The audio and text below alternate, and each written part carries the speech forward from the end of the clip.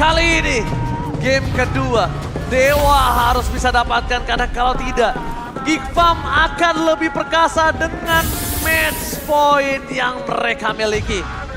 Dan tidak ada kesempatan untuk melaju ke babak selanjutnya kalau hari ini mereka tumbang.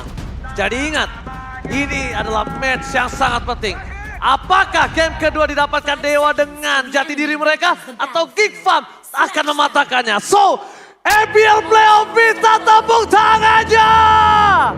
Let's go, go to the lane of town. Game pertama yang begitu sempurna untuk Geek Farm. Apakah akan kita lihat lagi di game kedua? Atau Dewa dengan hero power mereka yang akan membuktikan bahwa mereka adalah sang Dewa di MPL Indonesia Season 12 kali ini. Early rotation yang menarik, XP mid lane yang kali ini akan membuktikan kalau nantinya clear wave mereka harus secepat mungkin dengan rotasi yang setara dan Aboy menerima pokingan damage yang sangat tinggi yang artinya berarti Dewa United Esports akan memenangkan rotasi early game menuju ke early to Wanderer. Tapi kalau dari segi emblem kita ngelihat ada 2 Quantum Charge yang dibawakan. Ya, dari masing-masing tim, Lanaya, Quantum Charge, Watt juga Quantum Charge. Ada Wilderness Blessing juga tapi tidak melupakan bahwa Wilderness Blessing-nya akan dipadukan dengan Wings by Wings. Case, ini bakal terbang cepet banget sih Momo. Dan masalahnya sekarang Taco juga jangan terlalu agresif ya. Belum dapetin level 4-nya, mungkin hanya menzoning saja dan Case sepertinya udah mulai bermain lebih galak di game kedua kali ini, Be. Oke, tapi lihat yang top lane Kadera mau coba dipaksa. Clear mid akan coba terjadi. Dan Kadera mau nggak mau harus kehilangan gerobaknya. Super Awat kali ini mendominasi di arah gold lane-nya. Meskipun begitu Dewa United mereka masih memegang permainan di early. Tapi belum bisa mendapatkan poin. Masalahnya Geek Farm sekarang mereka udah mulai ngebaca nih. Pemain-pemain dari Dewa mereka udah mulai setidaknya berani untuk ngeberi poke damage. Mungkin tidak terlalu overcommit. Tapi setidaknya itu bisa menyulitkan posisi dari Aboy kalau sampai nanti dia terlihat low dan di follow up oleh Dewa lainnya. Lagi dan lagi, Cadera menjadi pusat perhatian dari teman-teman Dewa United Esports ketika mereka berusaha untuk melakukan serangan early game yang kejam. Iya, dan ini karakter mereka sebenarnya. Iya, dan aku merasa ya, Dewa ini mereka biarin aja Wattnya untuk main lebih sesuai dengan style dia. Oke, tapi lihat Lanaya di arah bottom lane. Bakal coba untuk memasak melakukan pogi damage terhadap Sasa Paleski. Zoning out pun terjadi. Menuju ke Lanaya. Lihat Lanaya kali ini tamu siap benar-benar terzoning out dan bahkan wombo combo combro mendapatkan first blood di bottom lane. 2 poin silakan coba didapatkan. Tapi dengan damage yang sangat besar dari Kiss, mereka membawa sosok Luke ke dalam kekalahan tim fight mereka. Lagi-lagi Luke yang jadi problem, yang jadi masalah. Tiba-tiba. Out of nowhere mereka berhasil menukarkan semua yang mungkin bisa kita bilang tadi kekalahan tim fight di tangan Dewa equal. Adil kali ini Profesor. Iya, bahkan tadi adalah sebuah gerakan yang sangat berisiko dilakukan oleh Baleski dengan tujuan untuk memperlama tim fight-nya.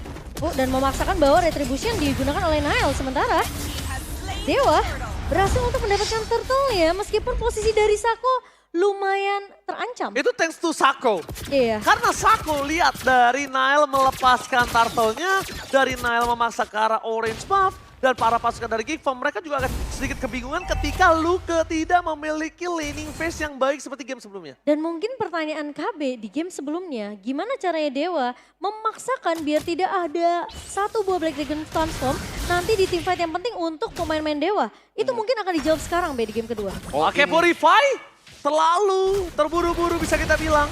Tapi ternyata Case ingin membuat Wings by Wings-nya itu benar-benar berarti Profesor. Bisa aku bilang itu agak cukup cepat loh Purify-nya. Iya, tapi untungnya headbutt-nya tidak menimbulkan efek knock up airborne. Sehingga tidak ada cancellation terhadap satu Wings by Wings. Lagi dan lagi, berbicara untuk setup menuju ke arah Turtle ya. Ini adalah peran penting bagi Luke. Menahan Black Dragon Transformation, even dia terkena ganking. Iya, gimana pun caranya. Kalau kita ngelihat aja bahkan tadi di first blood yang didapatkan itu udah gara-gara Luke sebenarnya. Karena dia nggak ragu untuk membuka inisiasi. Terus yang kita lihat mungkin di game pertama ini masih bisa dibilang masih dibangun nih sama pemain-pemain dari Geek Farm. Dan Dewa United, mereka punya permasalahan yang harusnya ini udah mulai bisa diselesaikan di game kedua kalau mereka masih mau bertahan di best of 5 ini. Oke, Paloski bakal coba dibakar. Kali ini para pasukan dari Dewa benar-benar melahap Paloski. The Way of Dragon yang sangat tepat dari Sako. Oke, stand by in position. Kadera mencoba memberikan damage di depan sana. Para pasukan dari Dewa, mereka standby bahkan 4 orang. Luka akan membalaskan itu semua. Langsung menuju ke Superawan Supriyadi. Tabrakan hantaman pada tombol. Superawan tersiksa. Pertukaran yang tidak cukup adil. Rumor dan dibalikan oleh Dixon. Para pasukan dari Dewa, mereka ingin menukarnya dengan Power of Retribution. No Power of Retribution for this time. Ketika 5 detik menuju ke arah Turtle. Dan sekarang akan menjadi Sako? permasalahan. Sako!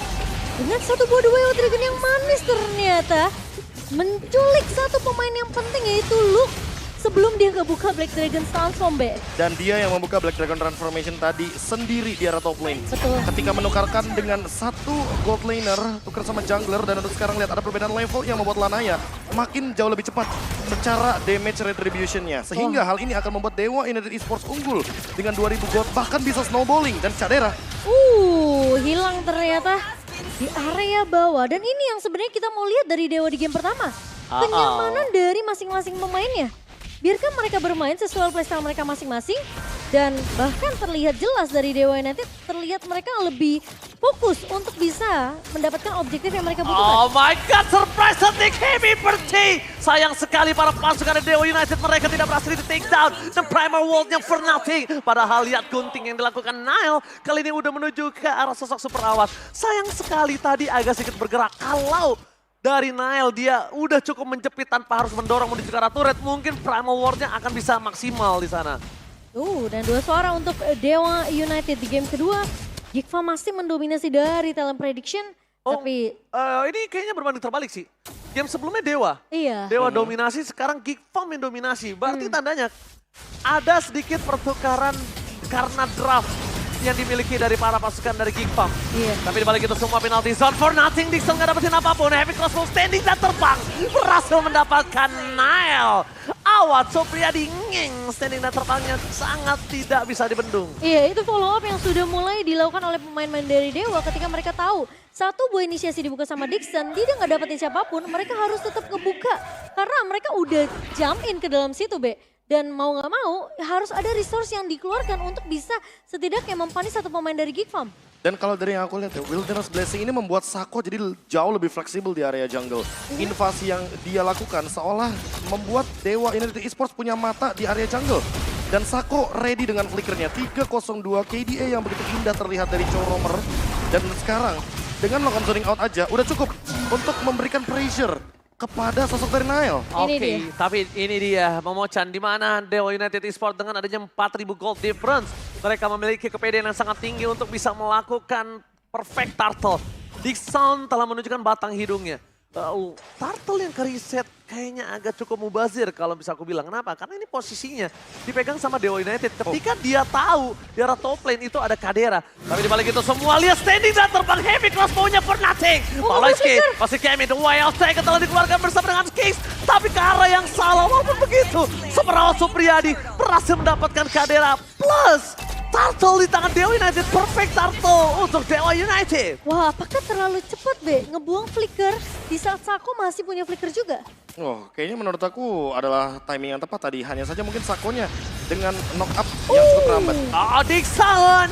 Ternyata penalty zone yang belum bisa di following up dan bahkan bisa memakan Dixon di depan sana. Damage-nya tidak terlalu cukup membuat point time yang terjadi. Menuju ke arah backline dari Luka. Mundur ke arah belakang Superawat. Jadi pilihan utama Luka. Gagal untuk mendapat Superawat. Dan lihat lifesteal-nya. Kali ini masih membuat Luka bertahan. Meskipun begitu, duel Dragon from Naida. Adalah Pate from Cadera. Berhasil mendapatkan sosok dari Sako. Shutdown from terjadi kali ini. Wow, dibalikan keadaannya di teamfight mid yang cukup chaos, Be. Chaos banget. Di atas menit yang ke-7, team fight di area mid lane 5 lawan 5 dalam keadaan. Kita melihat Dixon sudah terlalu dive in. Dan walaupun ada sedikit aggro turret tadi dari Sako, dia yang benar-benar makan semua damage dari turretnya. Hanya saja Dixon sudah menelan banyak damage dari lini depan. 4 detik heavy spin membuat Nile jadi bisa mengunci siapapun dari kubu Dewa United Esports. 2 Purify pun tidak menjadi penyelamat sih, Momo. Udah ngeledek, kejetot lagi Nile. Dan bahkan Dewa juga nggak bisa menyentuh tadi ke arah Cadera sendiri. Kelihatan Watt memang terlalu berfokus untuk numbangin lini depan dari Gigfam. Oke, game VK di mana Lanaya dengan tamusnya itu memiliki win rate yang cukup tinggi dengan 12 kali pick, Momochan. Wah, ini yang tadi mungkin sempat dibawakan sama tim MDL sendiri yang dimana kita tahu Lanaya dengan Tamusnya ini cukup populer. Tapi ternyata kita melihat Tamus di MPL kali ini agak sedikit mungkin belum bisa dapetin momentumnya ya. Dan Oke. Sako harus berhati-hati. Sako berhati-hati atau Sako yang bakal membuat Gigfam ketar-ketir. Nah ya lumayan ketar-ketir sih sebenarnya. Karena melihat kiting yang dilakukan sama Sako sendiri ya. Ini cukup diwaspadai juga oleh pemain-pemain dari Gigfam. Tapi ingat damage dari Aboy ini juga udah mulai berasa. Dengan efek Terrified lagi-lagi dari seorang Aboy. Membuat Sako tentunya agak sedikit kesulitan. Oh, Great Dragon Spear menjadi pilihan juga bagi Suprawa Supriyadi dengan tujuan agar movement speednya jauh-jauh lebih tinggi dan ini dia targetnya. Dia mau main front to back. Aboy sudah 40% di bawah darahnya. Alright, Flicker di-trigger begitu saja. Follow skin of Flicker for this time.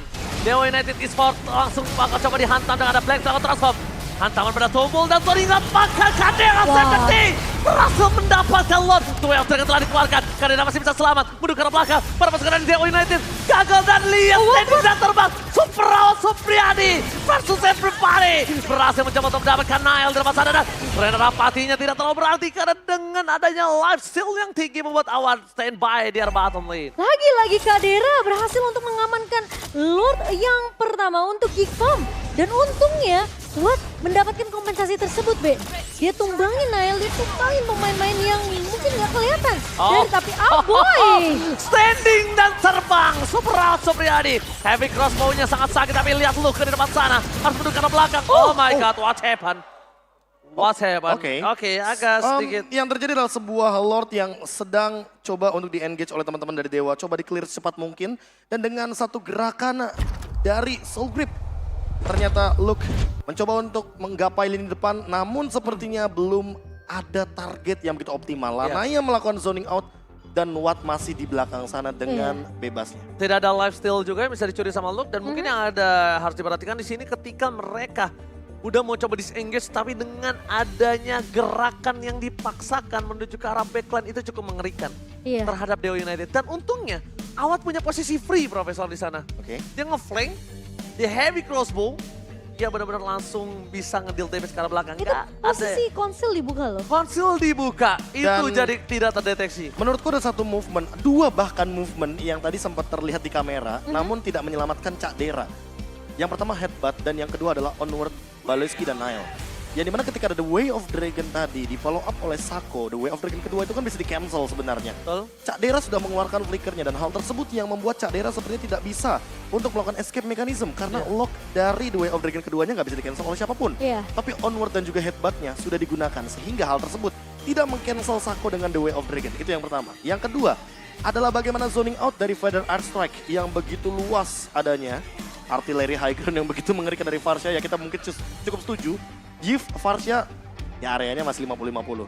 Tapi untuk sekarang karena hanya ada Varsha di sana, ini membuat teritorial dari Dewa United Esports. Kalau teamfight di area yang sempit, ini jauh lebih diuntungkan. Iya, mereka lebih nyaman dengan high ground mereka yang mereka punya. Dan kita ngeliat juga sebenarnya dengan area wave effect yang begitu besar, efek sisi yang dimiliki oleh seorang Kay sendiri, membuat space yang banyak sebenarnya untuk Watt sendiri. Maka Casey ya, satu pemain yang emang benar-benar dari tadi tuh jadi supporting teritorial. Bahkan Momochan punya data yang cukup kuat juga di sini, di mana dia membuat Casey ini memiliki power memang di arah high ground-nya. Nah, aku setuju banget. Jadi dia bisa dapat mengeluarkan semua damage-nya satu persatu, Feather Strike-nya langsung menghantam dengan burst. Berarti akan ada dua metode yang hanya bisa dilakukan oleh teman-teman dari Gigfam, yaitu adalah melakukan copycat. Oke, Marshall Fandi akan memimpin kita kembali ke dalam lane knockdown. Let's go! Melanjutkan pertempuran tentunya dari kedua belah tim. Dan Nile, lagi-lagi ini Feather Strike yang menjadi peranan penting nih, Be. Kuncinya bahkan, Case sebagai kunci. Dan apakah nanti akan ada IMU dengan satu Feather Airstrike, sehingga Aboy bisa combo dengan Feather Airstrike precise skill plus Renner Apathy. Masalahnya itu akan jadi PR untuk Aboy sendiri. Bisakah dia menggapai ke arah Case? Memang burung Varsha ini bermasalah di tangan Case ya. Sungguh dapat mematok dengan damage yang maksimal ya Momochan. Dipatok ya? Yoi kan burung memang bagaimana matok. tidak, di sini ada Divine Glaive on the way mungkin menuju ke arah Holy Crystal. Dan bahkan dengan posisi seperti ini, walaupun menuju ke Winter Truncheon, aku lebih setuju. Biar case-nya dengan Purify-nya itu bisa digunakan ketika ingin melakukan sebuah gerakan lain. Dan ini dia Lord Advantage yang minus dari segi gold. 2400 karena Baloyski dan Nile yang tumbang seketika pasca Lord tadi hadir di Land of Dawn. Dan kalau tadi KB ngomongin masalah Holy Crystal yang akan dibikin oleh Case, ini posisi dari Nile belum ada Athena Shield. Nah itu dia tuh. Jadi ketika terkena satu hujan damage dari Case, wah itu nangis banget pandanya. Makanya, apakah Aboy akan mengambil hal yang serupa? IMU dengan Feather Air Strike. Masalahnya dia belum bisa untuk ngeraih ke posisi Case nih, Be. Lagi dan lagi ya, posisi berbicara apalagi dengan Purify. Sehingga mempersulit juga teman-teman dari Geek Farm untuk menggapai lini belakang. Dan sekarang Dewa United Esports mereka lagi berada di posisi yang sedang unggul. Dari segi network pun bahkan dipegang oleh pemain dari Dewa United. Kelihatan di game kedua, Watt lebih bebas. Lebih bebas untuk berkreasi sendiri. Dan Baloy, Jangan sampai termakan Sako. Out of nowhere. Dia harus kilani mortality-nya. Bersama dengan Banner Red Dixon. Gagal mendapatkan Kadera. Menuju ke arah belakang. Tadi pun terjadi. Menuju ke arah Case. No damage for this time. Lu sangat tahu mau. Tapi lihat Case-nya bebas. Gak ada yang bisa menyentuh Case. Di depan sana Kadera bahkan membuat para pasukan dari Dewa United langsung tidak membiarkan Geek Farm menolong Nile yang ditelan di dalam lautan Dewa United Esports. terlalu mengambil resiko sebenarnya dari Sako untuk bisa mengincar ke arah Kadera. Tapi itu menjadi bait yang mahal untuk pemain-pemain Geek Farm. Ya pemicu untuk flicker dari Cadera juga. Dan Itu untuk dia. posisi sekarang Sako belum keluar untuk flickernya. Kalau ngomongin pemicu iya betul, tapi aku melihatnya Luke-nya terlalu fokus dengan yang lain. Luke ini tugasnya menuju ke arah Case. Luke tugasnya bukan ke arah Dixon, Sako, Watt, Lanaya. Ya oke Watt, tapi Watt itu nomor 2. Dia Case.